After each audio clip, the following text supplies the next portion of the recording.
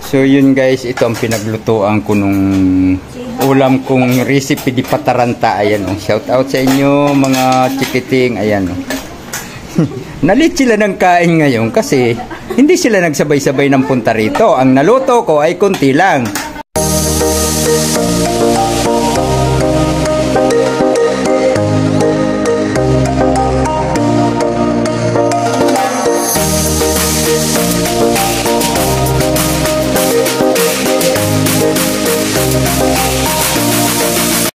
Yun, good morning mga kabisay. Isang pinagpalang umaga sa inyong lahat dyan. At sana huwag kayong magulo dyan ha. Manood kayo at tayo ay merong bagong gagawin mga kabisay. Mababago ito, maiiba ito sa mga ginagawa ko. Kung nagagawa, nakikita nyo na gumagawa ako ng kung ano-ano dito sa loob ng bahay. So kasama na to doon, kaya samahan nyo rin ako. Pag hindi nyo ako sinabahan, mababarangay kayo. Sigurado yan. So ngayon mga kabisay, meron tayong bagong gagawin. Hindi bago, lagi ko na itong ginagawa. Magluluto ako mga kabisay. So, chicken na manok. Luluto ko ng basta bahala na, di patarantan tawag dito mga kabisay. Kaya abangan nyo ang luto ng adobo di pataranta. Hindi ko alam kung ano ang magiging resulta nito. Basta magluluto ako. Right, samahan nyo ako mga kabisay ha. Let's go. Ito guys, meron akong hawak na bawang, sibuyas, at siyempre, meron tayo ditong, saan na yun? Ito, magic sarap. At may chicken nor. Chicken na manok to mga kabisay. Chicken na manok ha. So, akin muna itong gagayatin mga kabisay, abangan nyo at mamaya ating proseso. So ito na guys, at atin na itong hihimayin ang mga sangkap. Recipe di pataranta itong mga kabisay at samahan nyo ako hanggang maluto ito. Pagkaluto nito, kakain na kami. Hindi kayo kasali. Nood lang kayo dyan ha. So shout out dyan. Shout out nga pala kay Ma'am Blissful Balance. Isa pala siyang dentista. Shout out sa iyo Ma'am Blissful, doktora. Salamat sa suporta. At syempre shout out kay Maya Vlog. Shout out sa lahat ng team Pasaway. At ganon din sa team classmates. Miss ko na kayo pero yun nga, hindi tayo makapunta sa inyo dahil busy ang inyong Taybisay. Kulang na nga lang presidente. Dahil palagi akong busy. Kulang presidente. So abangan nyo na lang. No? Mamaya papakita ko sa inyo kung paano itong lulutuin ang recipe di pataranta ni Taybisay. Alright. So ayan guys, at ready na ang ating mga sangkap. Ayan, may sibuyas, may bawang, may paminta, may chicken nor, at siyempre nandito yung manok. Chicken manok na aadobuhin. Recipe di pataranta ang gagawin ko dyan mga kabisay, at siyempre dito ko yan lulutuin. Ayan. So, abang-abangan yung mga kabisay at atin ang basta, yun na. So, ayan guys, at ready na lahat. Ayan, ang ating mga sangkap andito. Mayroon na tayong mantika, suka, tuyo, at yung tubig na gagamitin natin ay iyon. At naandito ang aking chicken na luluto ng recipe di pataranta. Yun ang kalimitang sinasabi ni Shirley pag siya nagluluto. Recipe di pataranta. So, shout out yan kay Shirley. Nagaya ko lang to guys. Alright. At ayan, mainit na yung ating kawali. So, lagyan na natin ng mantika. Ayan. Siyempre, pag nalagay ang mantika at uminit, unang-unang ilalagay natin ay bawang. Ayan. Nauna na yung bawang. Ilagay ko na. Ayan. At siyempre, atin munang hahaluin ng konti. Ayan. Pag maitim-itim na, siyempre, ang tagal. Hindi masyadong nainit yung mantika, guys. Pasensya na. Ayan. Ngayon pa lang.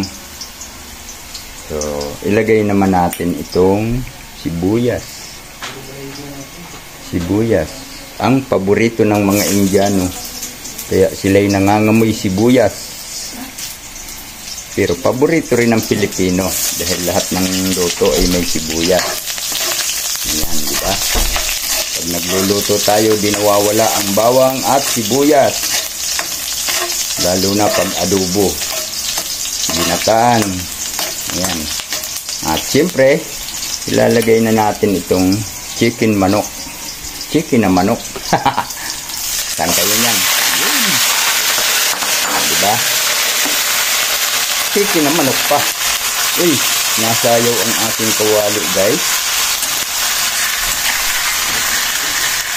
Bihira kasi akong mag-video ng aking mga niluluto, guys, dahil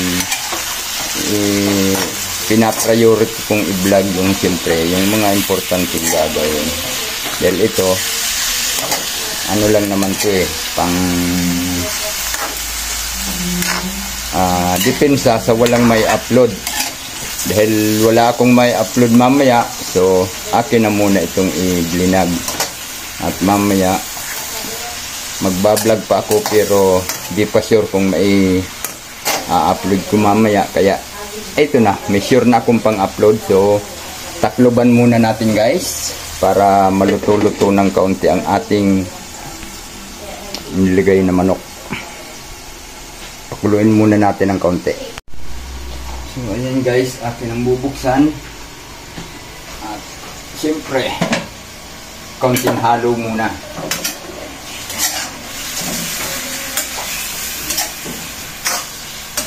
Ayan. O, diba? Nag-ibang kulay ng ating meat. Chicken meat. In English na tuloy. Napulot ko lang to, guys. Napulot ko lang yun doon sa palengke kanina. May binili ako. Nakakita ko doon ng kaunting English. Kaya ayun, dinala ko. Kayo tatawa dyan, baka kayo kabagan. Ayan, guys. At kailangan ng lagyan ng tubig. Yun. Diba?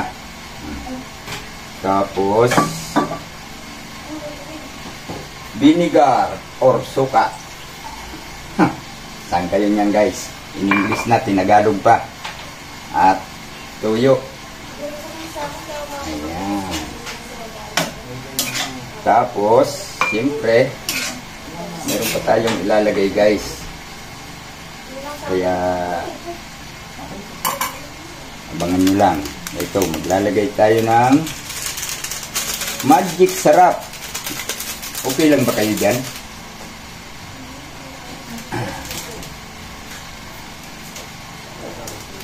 Itong magic sarap, guys, hindi ito kontaminado. Hindi katulad ng bitchin. Ng bitchin talagang medyo nakakaano ng buto. Itong magic sarap ay medyo diskontaminado to. Kaya okay lang. At siyempre, gumagalaw ang ating camera. Ayan, guys, at lalagyan natin ng chicken nor. Ayan. Tapos paminta. Hindi nga lang natin pwedeng lagyan ng luya, mga kabisay, dahil ayaw ng aming bunso ng luya. Ayaw niyang palagyan. Pero pag naandito si JP Alivio, guys, wala rin itong paminta. Kaya ganyan lang. Pagkatapos malagyan ng ibang sangkap, wala ng paminta, walang luya. So, ang nangyayari, recipe di pataranta. Dahil maraming wala eh. So ayan, papupuluin muna natin guys. Alright? Abang-abang.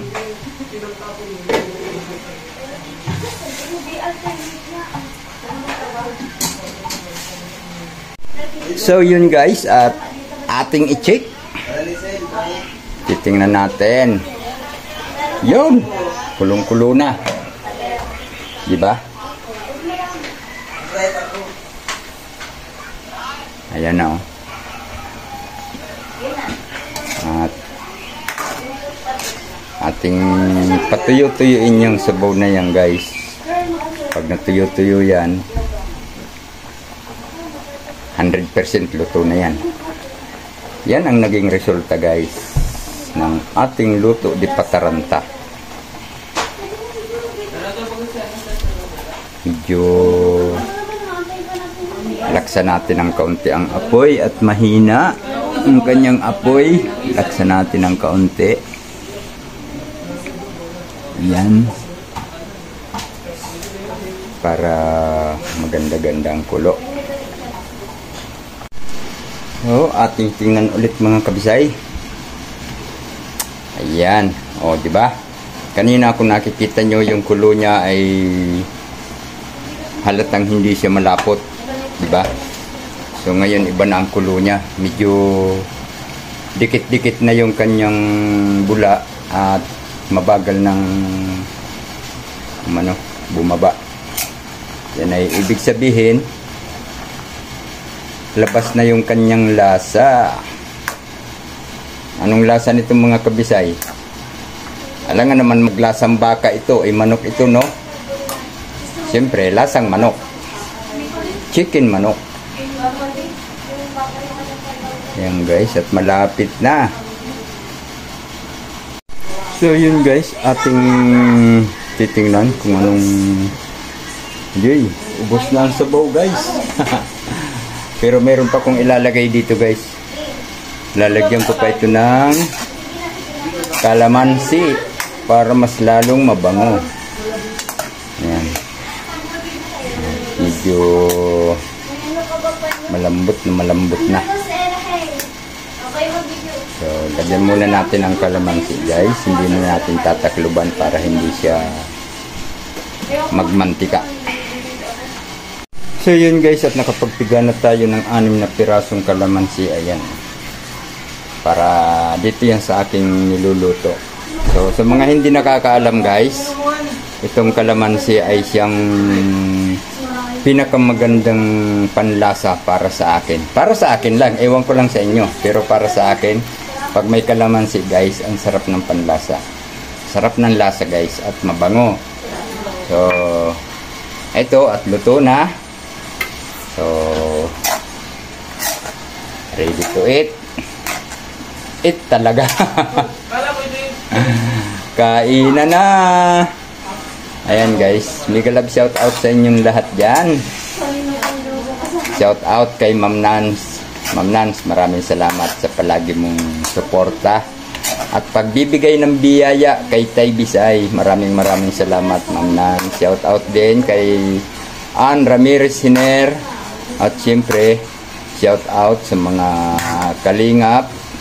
At huwag nating kalimutang isupport sa pangunguna ni Kuya Bal Santos Matubang, Ate Edna Vlog, Kalingap Rab, GP Alivio Vlog, Kalingap Ido, naandyan din sila Birador. At siyempre, sama na natin si Isla Bonita. Sarap ng luto ni Tay Bisay. Thank you so much mga igsinyang sa suporta niyo. Alright? Saan man kayo naroon sa sulok ng ating mundo, sana napapanood niyo itong niluluto ko. At sana naandyan din kayo at nagluluto na.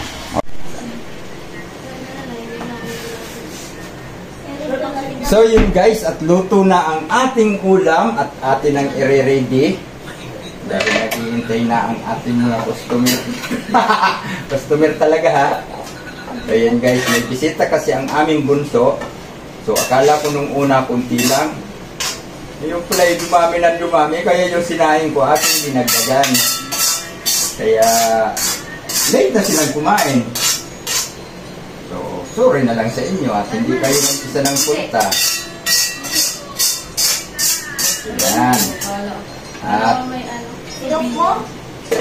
yun guys. Antabayanan nyo ang pagkain nila guys. Shout out sa inyong lahat dyan. So yun guys, ito ang pinaglutoan ko nung ulam kong recipe di pataranta. Ayan o. Shout out sa inyo mga chikiting. Ayan o. Nalit sila ng kain ngayon kasi hindi sila nagsabay-sabay ng punta rito. Ang naluto ko ay konti lang. So bahala na silang mag-minimize ng kanilang ulam. So kain kayo dyan at tayo